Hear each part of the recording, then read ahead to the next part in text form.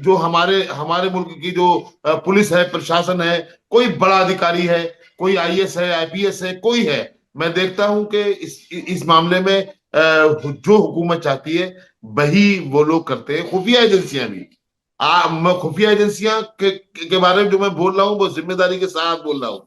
जी। ये जो एलआईयू है, ये जो दूसरे जो इलाकाई लेवल पर जो खुफिया एजेंसियां काम कर रही हैं, ये सीधा मुसलमानों के खिलाफ कर रही हैं काम। इन्हें लगाया इनको भी इसीलिए लगाया गया है क्या मुसलमानों के खिलाफ हमारे पास मसाले लेकर के आओ ताकि हम इससे फायदा उठाए। हिंदू समाज को मुसलमानों के खिलाफ भड़काने उकसाने में भाजपा कोई कसर नहीं छोड़ रही है। धीरेन्द्र शास्त्री कुछ भी बोले, कोई बात नहीं है। गिरिराज सिंह कुछ भी बोले, वो तो नरेंद्र मोदी जी की किचन कैबिनेट के व्यक्ति हैं। कुछ भी बोले, कोई किसी को परेशानी नहीं है। अगर मुसलमान के मुंह से भी निकल जाए, फ्रीडम ऑफ स्पीच है, वो हिंदू को है, मुसलमान को नहीं है। मुसलमान के मुंह से भी अगर कोई बात निकल जा रही है तो घुमा फिरा के उसको सजा देने की कोशिश की जाती है। जैसे मौलाना अरशद अरशद मदनी ने भी कहा है कि आजम खान साहब इसका एक सामने एक इसका वो है, सबूत है कि भारतीय जनता पार्टी की सरकार में हर हाल में मुसलमान टारगेट होता है, मुसलमान टारगेट किया जा रहा है, और उन्हें उन्हें इससे फायदा मिल रहा है। और एक फैशन नहीं है कि कोई भी भारतीय जनता पार्टी की सरकार में भारतीय जनता पार्टी का लीडर, चाहे वो गली गली लेवल का हो, चाहे वो नेशनल लेवल पर बैठा हो, उस वो कोई मौका ऐसा नहीं छोड़ता है कि मुसलमान को निशाना ना बनाता हो।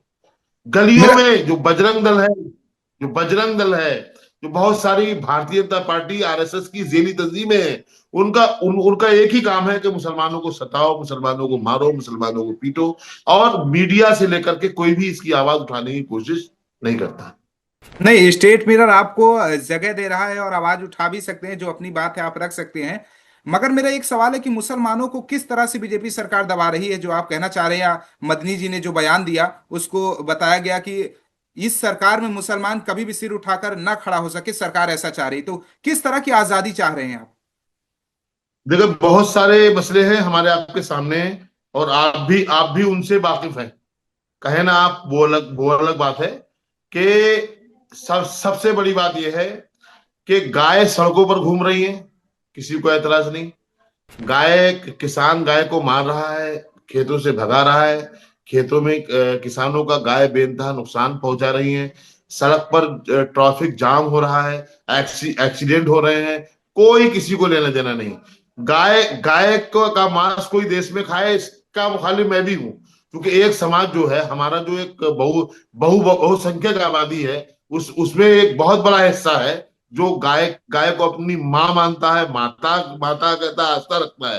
तो हमें गाय के मामले में हमें कोई कंप्रोमाइज नहीं करना कि क्या आप जो जो मंशा बहुसंख्यक समाज की है, भाई उनके उनके प्रति हमारी भी होनी चाहिए। लेकिन उसके उसके नाम से जो बेकसूर मुसलमान गिरफ्तार किया जा रहा है, जो बेकसूर मुसलमानों को जेलों में भेजने की कोशिश की जा रही है, इसका इसका हम क्या कहेंगे?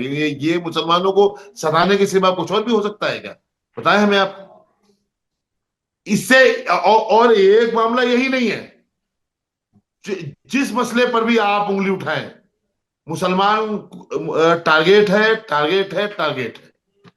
अब उन्होंने उन्होंने जो कहा है ना कि ममदानी मेयर मेयर मेयर बन सकते हैं, भारत में किसी यूनिवर्सिटी का मुसलमान चीफ चांसलर नहीं बन सकता, तो उन्होंने गलत गलत नहीं कहा। देखे देखे हमारे आपके सामने, हमारी आपकी मौजूदगी में, आजम खान का जो उन्होंने एक बात बात कही है, एक आजम खान ही नहीं, बनारस में जाइए आप, हिंदू यूनिवर्सिटी है, हिंदू यूनिवर्सिटी में संस्कृत पढ़ाने वाला एक मुसलमान है, तो साहब मुसलमान क्यों है?